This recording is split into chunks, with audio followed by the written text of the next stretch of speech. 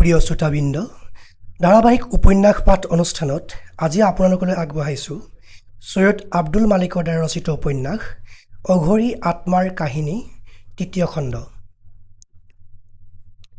শশাংক বিচনাত পৰিল সঁচা, কিন্তু টোপনি নাহিল। শশাংকৰ এটা অহংকাৰ আছিল যে আজিলৈকে কাকো নিজৰ জীৱনৰ কথা, জীৱনৰ সমস্যাবোৰৰ কথা কোৱা নাই। অৱশ্যে ব্যৱসায়ী শশাংকৰ চৌধুৰীৰ ব্যক্তিগত জীৱনৰ কোনো সমস্যা আছে বা থাকিব পাৰে বুলিও বহুতে নেভাবে। আজি অভাৱনীয়ভাৱে অপৰাহতৰ আগত কথাবোৰ কিয় ক'বলৈ ওলাল তেওঁ নিজেই ভাবি নাপালে। চকু মুদি বিচনাত পৰি থাকি শশাংকই নিৰঞ্জন আৰু অপৰাৰ কথাও চিন্তা কৰিলে। সেই তাহানিৰ নিৰঞ্জন আৰু আজিৰ নিৰঞ্জনৰ মাজত এক ভাবিব নোৱাৰা পাৰ্থক্য। এই বিষয়ে অথনি এডভোকেট হেমিদুৰ ৰহমানৰ ঘৰতো আলোচনা হৈছিল আৰু হেমিদুৰৰ পৰাই শশাংকই শুনিছিল যে অপৰা নগৰখনৰ আৰু নগৰৰ আশপাশৰ গাঁও-ভূঁইৰ মানুহৰ মাজত সুপৰিচিতা এক নেত্ৰীয়ে। প্ৰায় সকলো নেতৃস্থানীয় লোক, ২-৪জন MLA, MP, উচ্চ চৰকাৰী বিষয়া আদিৰ লগত অপৰাৰ ঘনিষ্ঠ পৰিচয় আছে আৰু তেওঁৰ কিছু প্ৰভাৱ প্ৰতিপত্তিও আছে। তেওঁ সাহসী আৰু বুদ্ধিমতীও।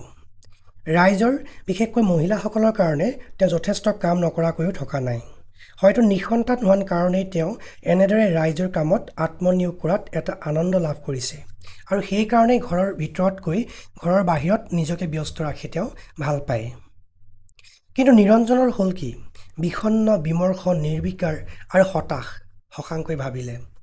নিৰঞ্জনৰ জ্ঞান, বুদ্ধি, অধ্যয়ন আৰু আদৰ্শবাদেৰে তেওঁ এজন মন্ত্ৰী হ'বৰ উপযুক্ত মানুহ আছিল।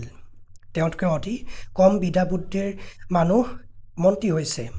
তেওঁ আকৌ হ'লগৈ কংগ্ৰেছৰ অফিচৰ কেৰাণী, নামত অফিচ ছেক্ৰেটাৰী।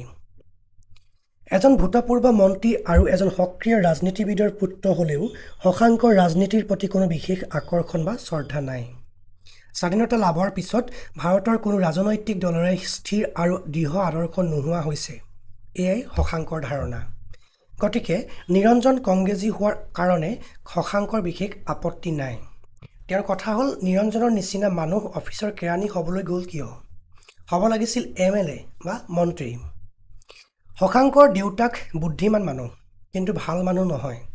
এই কথা অন্য সকলোতকৈ শশাংকই বেছি ভালকৈ বুজে। অথচ তেওঁৱেই কত বছৰ মন্ত্ৰিত্ব খালে। জীৱনত কোনো উন্নতিৰ আশা নকৰা আৰু মৰা একে কথা। কিন্তু নিৰঞ্জনৰ এই জীৱনমৃত অৱস্থাৰ কাৰণ কি? নিৰঞ্জনক দেখিলে তেওঁৰ কিবা আশা উদ্যম আছে ভাবিব নোৱাৰি। নিৰঞ্জন এক মূৰ্তিমান হতাশা। তেওঁৰ মুখখনত ফ্ৰাষ্ট্ৰেশ্যনৰ, ফেইলাৰ, ডিছএপইণ্টমেণ্টৰ স্পষ্ট স্বাক্ষৰ।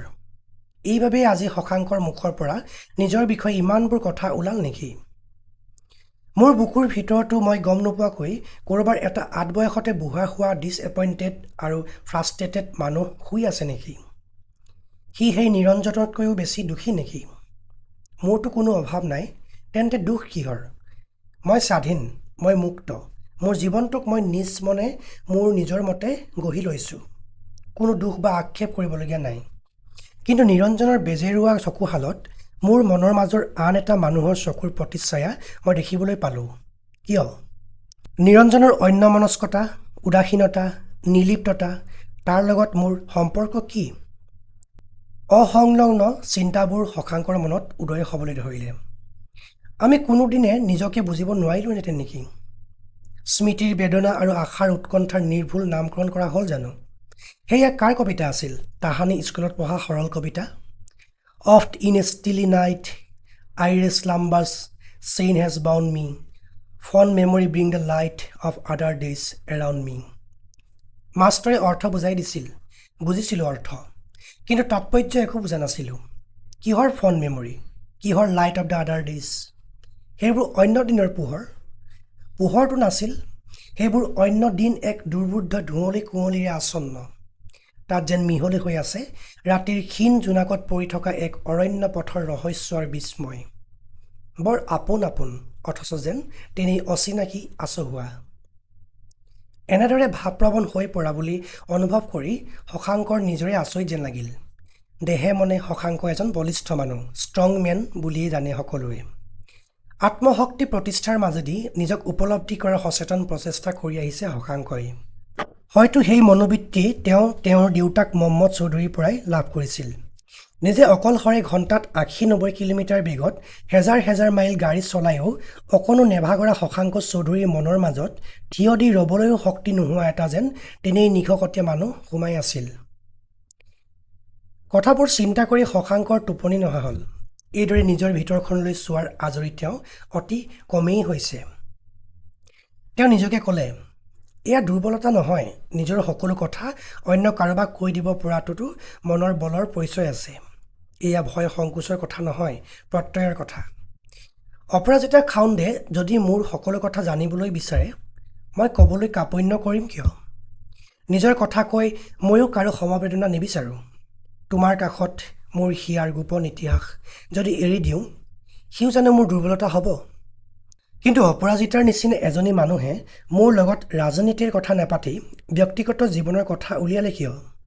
মইতো নিজৰ কথা শুনাবৰ কাৰণে শুনোতা বিচাৰি ইয়ালৈ অহা নাই। মোৰ সকলো কথা ক'ম, কিন্তু তোমালোকেও মোক তোমালোকৰ সকলো কথা ক'ব লাগিব। মোৰ কাষত লুকুৱালে নচলিব। কিন্তু লোকৰ কথা জানি মোৰ কি লাভ হ'ব? মই গল্প উপন্যাসৰ লিখক নহয়। অন্য মানুহৰ জীৱনৰ কথা জনাত মোৰ কোনো স্বাৰ্থ নাই। কিন্তু নিৰঞ্জন কিয় এনেকুৱা হ'ল? অপৰাই কিয় এনেকুৱা হ'ল? মই নিশ্চয় জানিব লাগিব। নিৰঞ্জনক মই সকলো সুধিম, এটা এটাকৈ সুধিম আৰু এটা এটাকৈ জানি ল'ম। আৰু যদি নকয়, নিজৰ কথা নিৰঞ্জনে কিবা ক'ব জানো? সিটো বেছি কথাই নকয়। অপৰাই ক'ব, অপৰাইতো পলিটিক্স কৰে, হয়তো বহুত মিছা কথা ক'ব। কওক, মই বুজি পাম।